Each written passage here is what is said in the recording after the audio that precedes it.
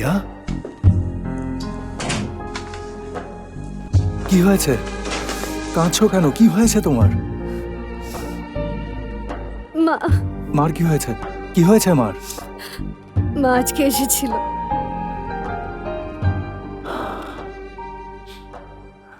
দিয়া, আমি ভাবলাম যে সাংঘাতিক কিছু হয়েছে মার। মা আসার কারণে কাঁদছো কেন তুমি? শেফাত মা আমার দিকে তাকায়নি, বলেছে আমি আর তার মেয়ে না।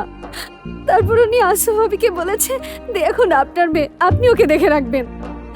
প্লিজ তুমি কেঁদো না দিয়া। তুমি এখন নিজেকে আর মাকে গিয়ে সময় দাও। মার মনটা এখানে পড়ে আছে, ওনারও তাই কষ্ট হচ্ছিল নিশ্চয়ই। উনি তোমাকে মাফ করে দেবেন, মাফ করতেই এসেছিলেন। মা আমাকে মাফ করে দেবে? অবশ্যই দেবেন। কারণটা কি জানো? মা বিশ্বাস করে আমাদের ভালোবাসাটা গভীর, আর তুমিও এটা ওনাকে বিশ্বাস করতে সাহায্য করবে, বুঝলে? তো এখন কি করতে হবে? চোখের পানিটা কি এখন মুছতে হবে? আমি জানি তুমি কষ্ট পাচ্ছ, কিন্তু আমি সবসময় তোমার পাশে আছি। দিয়া, প্লিজ কেঁদো না। কান্নাটা অ্যাটলিস্ট এখন একটু থামাও। দেখো, আমি তোমার জন্য সারপ্রাইজ এনেছি। শেফাত, আমি কাঁদলে তুমি আমার জন্য আর কখনো উপহার এনো না। আমি এখন বলতে পারি যে তোমার কান্নাটা এখনই থেমে যাবে। এটা খুলে একটু দেখো। হ্যাঁ,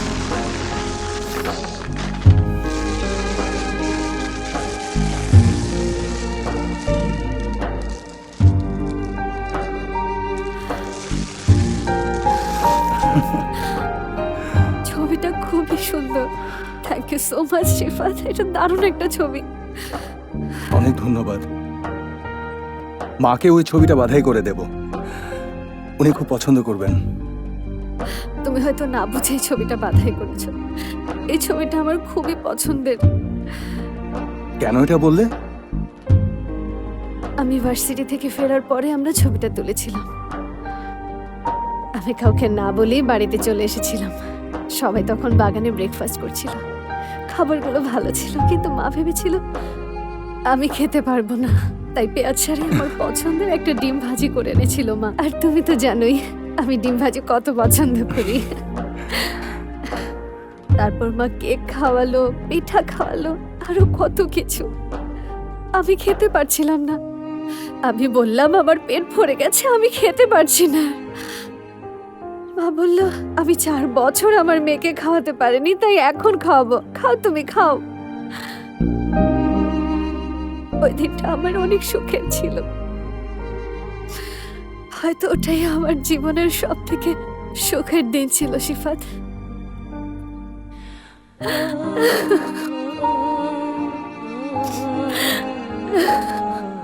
দিয়া, কেঁদো না।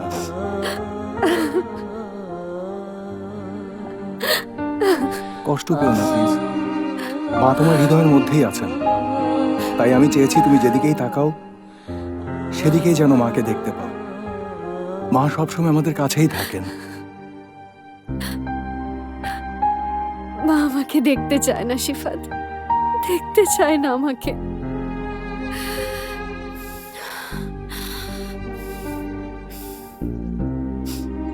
কিন্তু আমি দেখতে চাই। আমি আমার মাকে দেখতে যাব। এটার জন্য আমাকে যা যা করতে হয় আমি তাই করব। যে পায়ে পড়বো, মাফ চাইবো। দিয়া, এখন যেও না, শোনো, এটার সময় আছে। তুমি এখন গিয়ে কথা বললে উনি আবারও কষ্ট পাবেন। আমি সহ্য করতে পারছি না শিফাত, নিঃশ্বাস নিতে পারছি না। আমি তোমাকেও কষ্ট দিচ্ছি।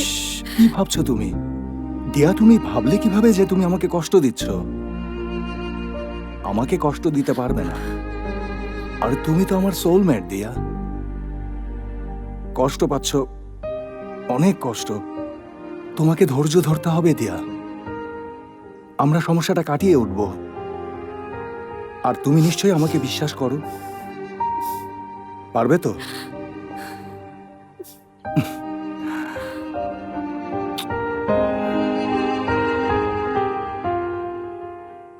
কথা দিলাম তোমার সব কষ্ট মুছে দেব।